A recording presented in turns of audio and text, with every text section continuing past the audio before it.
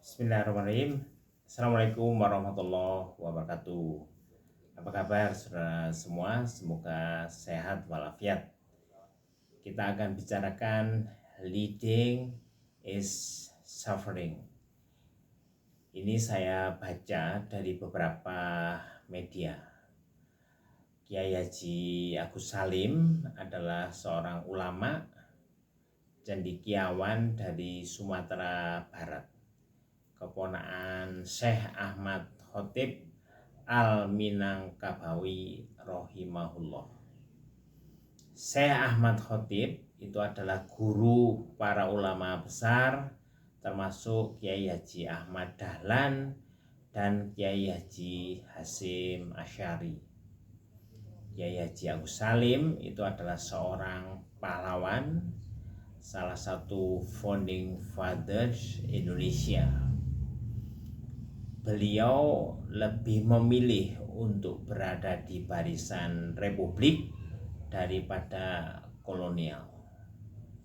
Beliau meninggalkan jabatan konsulat pemerintah Hindia Belanda, lalu bergabung bersama Haji Umar Said Cokroaminoto di organisasi pergerakan melawan penjajahan, yaitu Syarikat Islam. Kiai Haji Agus Salim itu dijuluki Grand Old Man of the Republic atau sesepuh besar Republik. Memiliki kecerdasan tinggi, kemampuan berkomunikasi dan berdiplomasi yang tak terkalahkan. Jika ada sebutan Bapak Diplomasi Indonesia, maka beliaulah orangnya.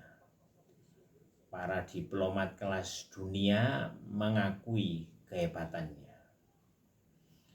Nah, saudara, Kiai Haji Agus Salim itu juga menguasai banyak bahasa. Setidaknya 9 bahasa dunia, yaitu Arab, Inggris, Belanda, Jerman, Perancis, Latin, Jepang, Cina, dan Turki. Tentu saja bahasa-bahasa daerah. Kontribusi beliau untuk kemerdekaan sangat besar, juga untuk menjaga kehormatan, harkat, dan martabat negara ini dan bangsa ini dalam pergaulan antar bangsa, dalam perundingan internasional. Kemenangan diplomasi Indonesia termasuk pengakuan internasional untuk kemerdekaan, salah satunya adalah atas jasa beliau. Ada banyak cerita legendaris tentang kepiawaian diplomasi Kiai Haji Agus Salim yang dengan mudah mengalahkan diplomasi para penjajah. Lord Killen, seorang diplomat ulung yang diutus oleh pemerintah Inggris dalam perundingan Linggarjati, sangat terpesona dengan kepiawaian komunikasi dan diplomasi Kiai Haji Agus Salim. Bagi negara yang baru merdeka, mustahil memiliki diplomat hebat. Sementara Inggris dikenal dengan kematangannya berdiplomasi selama berabad-abad. Indonesia ternyata mempunyai diplomat Haji Salim yang mahir dalam beberapa bahasa Eropa Barat dan bercakap-cakap dengan diplomat-diplomat tingkatan atas. Seolah-olah bagi Indonesia diplomasi itu adalah suatu pekerjaan yang sudah dijalankan berabad-abad. Pujian juga ditulis oleh Profesor Willem Schermerhorn. Profesor William Schermerhorn, wakil Belanda dalam perundingan Linggarjati.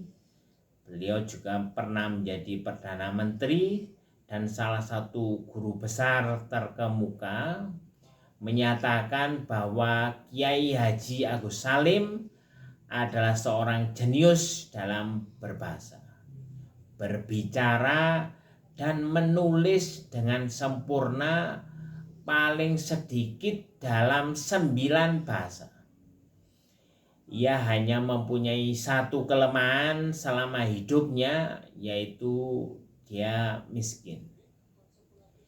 Kita orang-orang Republik akan dengan bangga menyebut kesahajaan sang diplomat hebat ini sebagai pilihan hidup seorang pejuang, tetap kukuh dengan integritas, kejujuran, dan kebersahajaan.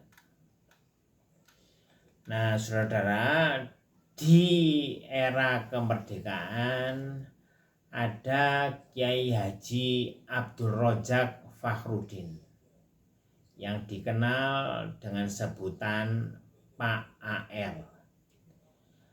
Beliau kemana-mana lebih suka mengayuh sepeda atau mengendarai motor sederhana. Ada suatu cerita ketika suatu hari motor itu mogok. Ia lantas menuntunnya. Kemudian ada orang bertanya, "Loh Pak, kok motornya dituntun?" Tanya seseorang itu. Pak AR menjawab dengan enteng, "Kalau tidak dituntun takut nanti ngamuk." Dalam kultur Jawa difahami bahwa sapi atau banteng jika tidak dituntun ya ucul dan ngamuk.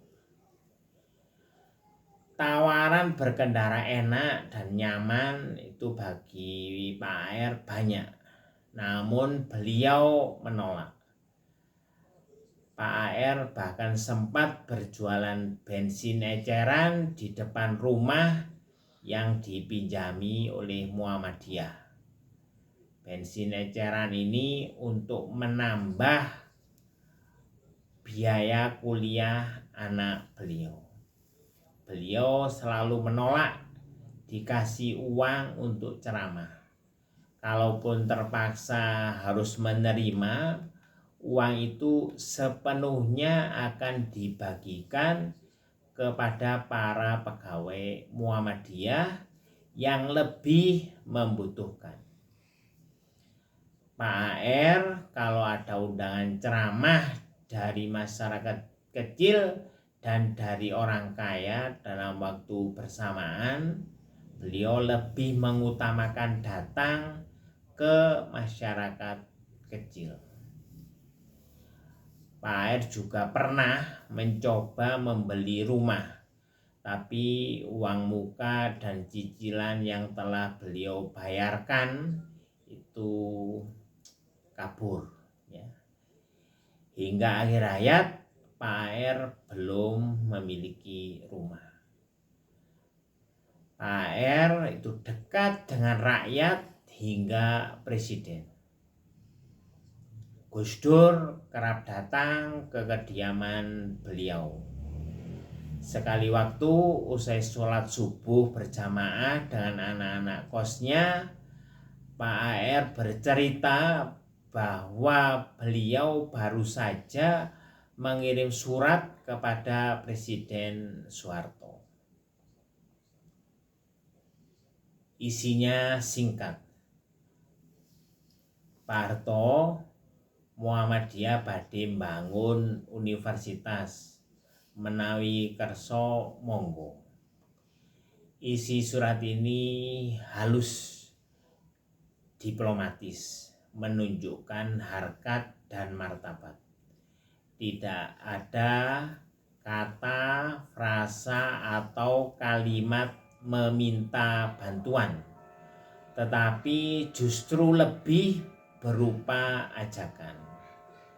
Selang sepekan telepon berdering dari Pak Harto. Beliau kerso. Pak R pergi mewarisi kesederhanaan, kejujuran, dan keikhlasan.